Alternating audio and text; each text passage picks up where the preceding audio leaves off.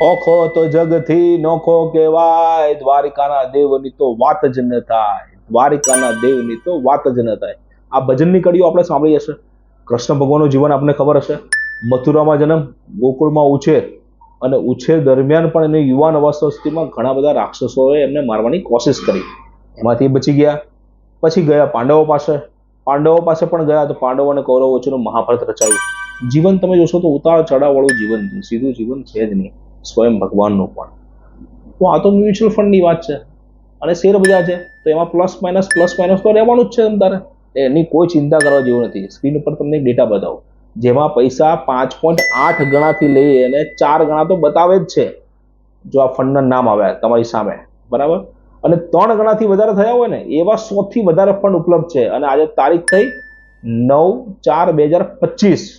આજે એ તારીખ થઈ, બરાબર. એટલે એ તારીખની અંદર પણ તમે ચેક કરી લેજો ને, આ ગૂગલનો જ ડેટા છે. હજી જો તમને કરેક્શનની બીક લાગતી હોય અને રોકાણ ન કરવું હોય તો મને કાંઈ વાંધો છે જ નહીં.